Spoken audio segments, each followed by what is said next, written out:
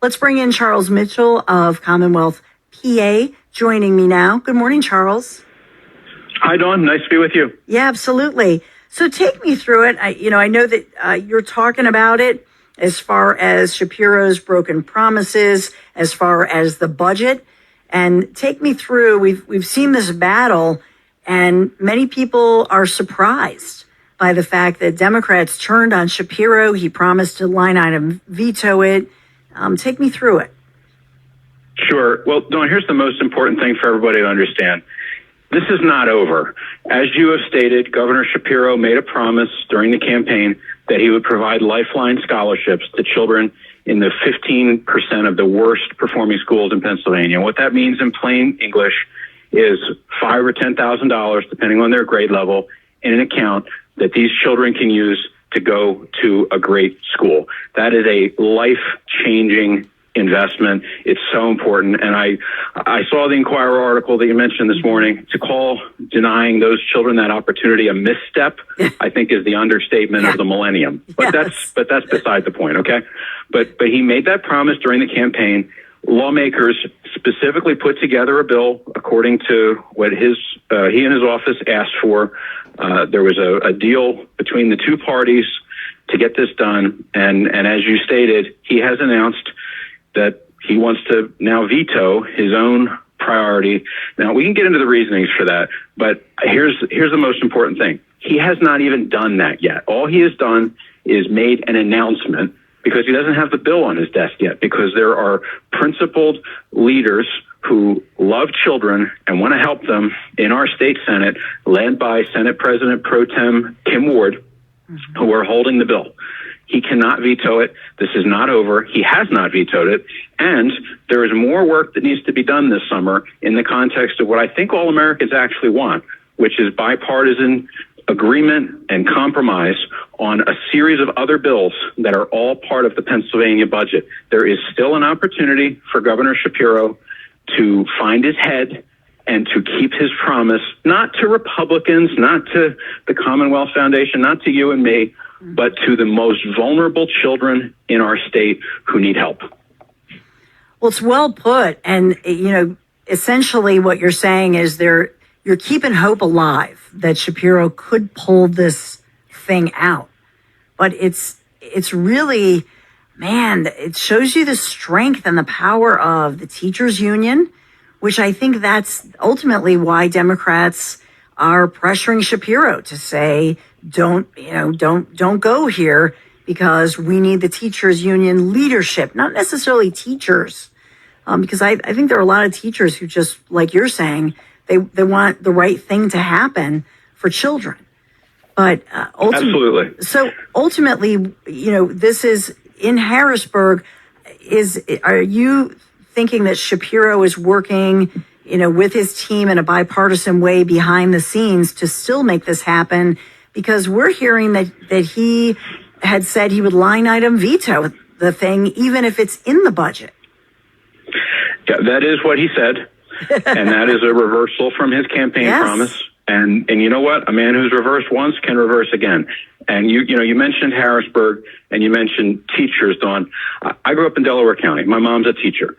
I think great teachers are a tremendous blessing to children. In fact, my wife runs a school. Okay. So nobody's a bigger fan of people who are involved in education than me, because nobody's a bigger fan of my wife than me. Okay. Aww. So you're dead right. Okay.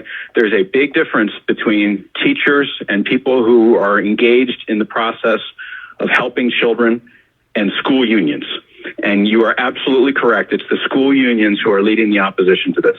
It's not Josh Shapiro or anybody else. It is the school unions, and they've invested about $200 million in the last 15 years to try to control our politics in Pennsylvania. Now, that's the bad news, because every dollar they invest, they're investing for a purpose that I abhor and I think you abhor, and that is to keep children in schools where they're not safe and where they're not learning. Here's the good news.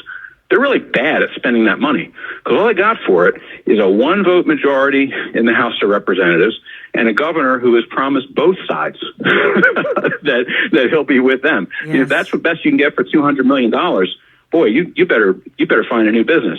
And that's why I believe there's an opportunity. As you mentioned, my organization, Commonwealth Foundation, we have an office in Harrisburg. We are at the foot of the Capitol steps. We talk to lawmakers all the time. We know the ins and outs of the legislature and of this process. And here's what we know. There are Democrats who understand that their constituents need Lifeline scholarships. They have voted for it in the past. They have supported it. They've co-sponsored it. They've gone to meetings with schools in their districts. And those are the people who can go to Governor Shapiro and say, look, I understand that there's these powerful organizations out there. I understand that there's some people in our party who disagree, but it's time to go back to the table and get something done for the children in our district. We have to be careful, Dawn, about painting with too broad a brush. Mm-hmm. I've been very honest with you about the power of the school unions, yes, but not all Democrats are the same. There are some Democrats who bow the knee to teachers' unions when they get out of bed in the morning, but there are some who understand, and it is those people who I believe hold the hope. And I'll give you one other example. In your listening area is Montgomery County. Yes. I'm a Delco guy myself, but I'm aware that this Montgomery County place exists. Our House Majority Leader hails from Montgomery County. His name is Matt Bradford.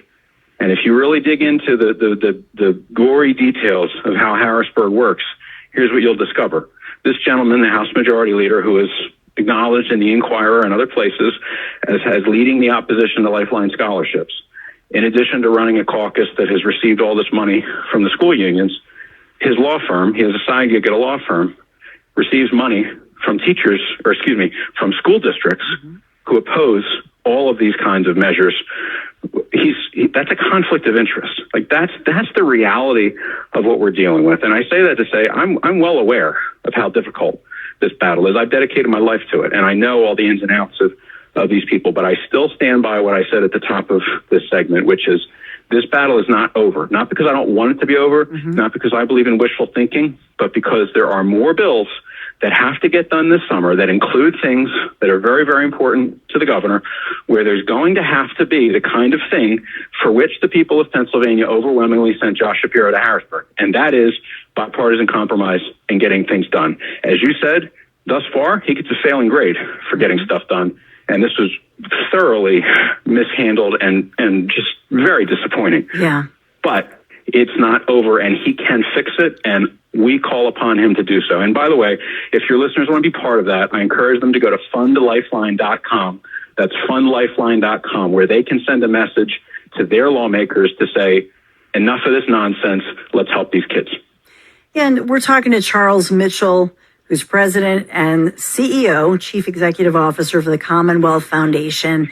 And I know that you have Delco root. I was married. My husband, Delco, born Larry Menti, married St. Philomena's. So I know that you grew up in the Philadelphia suburbs. And I did. I grew up seeing both of you on TV. Like, this is like the dream to talk to you about this morning.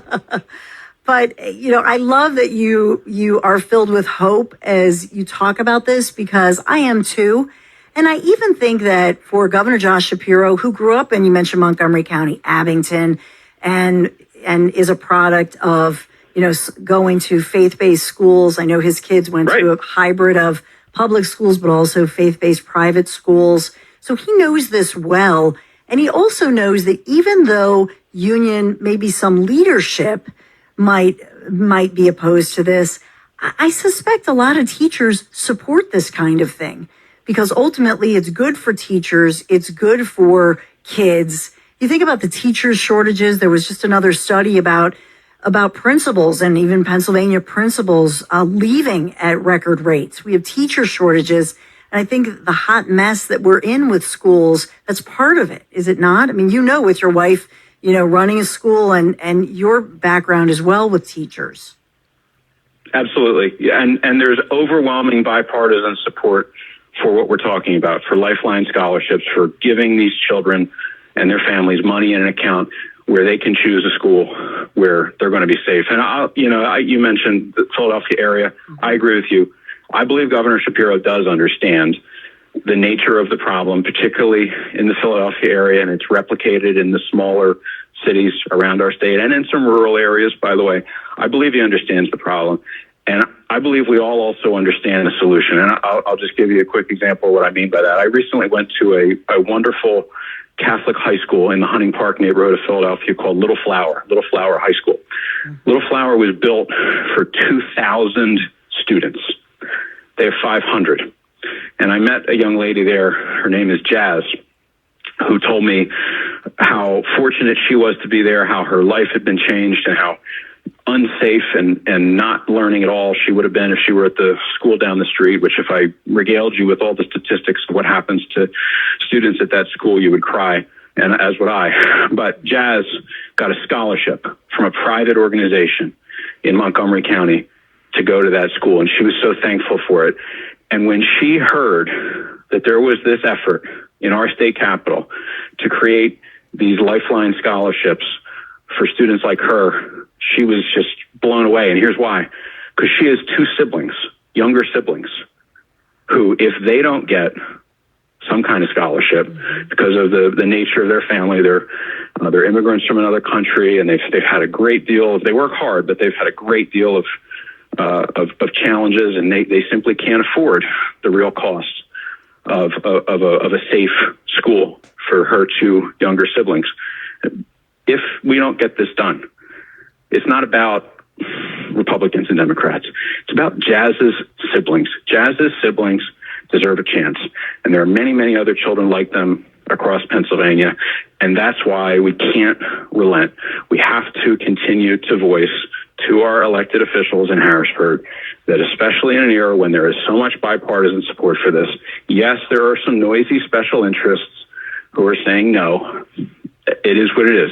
And there's some people who are going to vote with them. But I genuinely believe if and when there's a fair vote and a fair negotiation between Governor Shapiro and the legislature, we can get this done, and we must.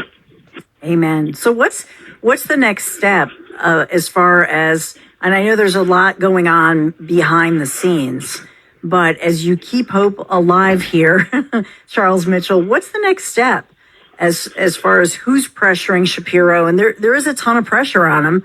And I have no doubt there's a lot going on behind the scenes as well. I think that sometimes they are looking at the internal polling. And I know, for example, here in Philadelphia, just to give an example, in some of the neighborhoods where the schools have not just teacher shortages, book shortages, asbestos issues, the low test scores in the so-called Black and brown community. These type of lifeline scholarships are very popular with voters and something that parents are passionate about.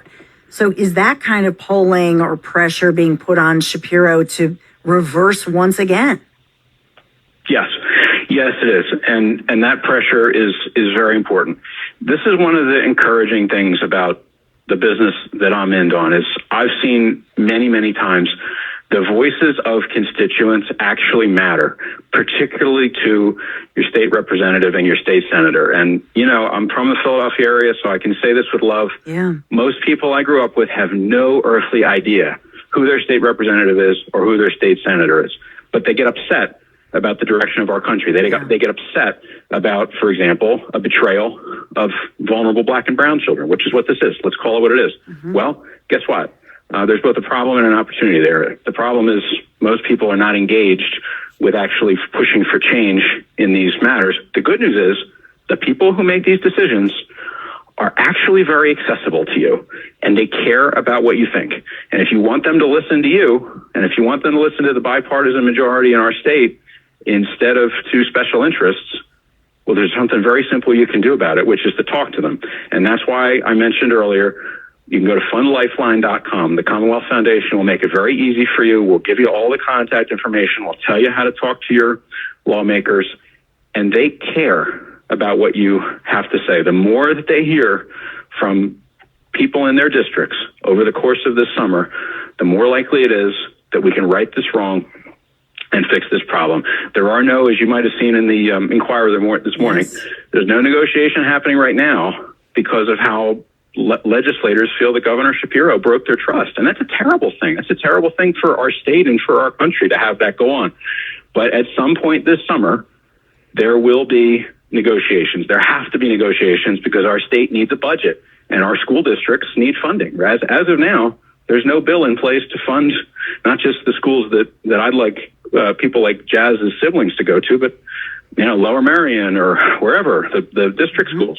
There's no budget in place. They're going to have to find each other's phone numbers, these politicians in Harrisburg, and they're going to have to get something done. And so, although I know, this is a time of year to get on the shore and turn off and all that stuff, and I'm for that. This year, we need to have a different kind of summer.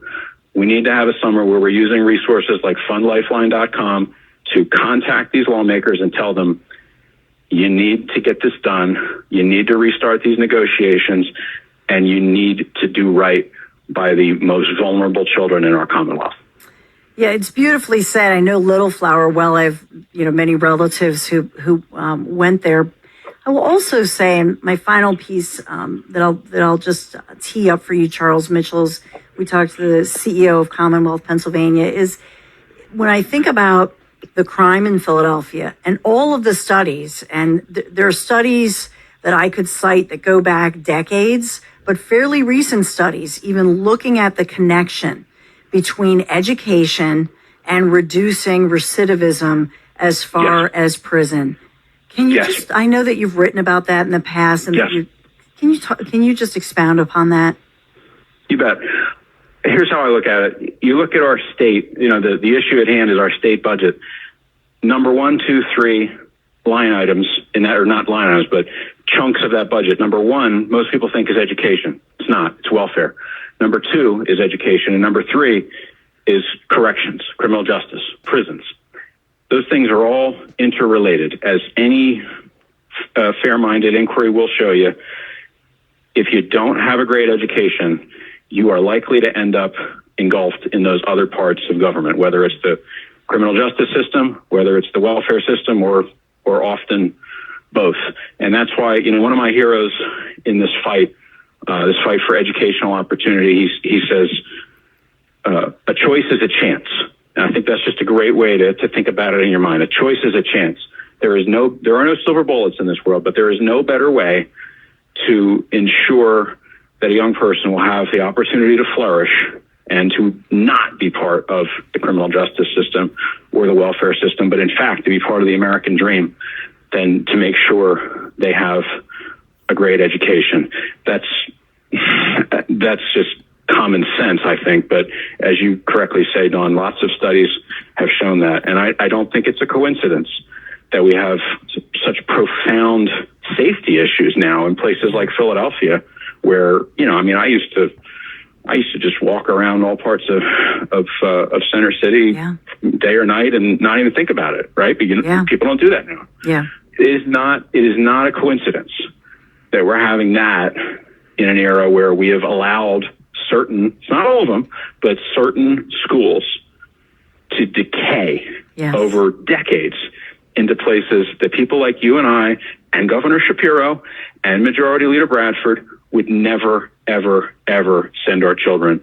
We shouldn't force anyone else to do so either. Well, it's beautifully said. Charles Mitchell, thank you so much for coming on, and I hope we can revisit this and follow up maybe in a couple weeks. But I hope and pray that you're right and that we can keep hope alive here and that we can get it done. So thank you for giving out all that information as far as where people can go. We're fighters, right? We're loyal to the fight, and I think we got to fight this one to the bitter end. Charles Mitchell, thank you so much for joining me this morning.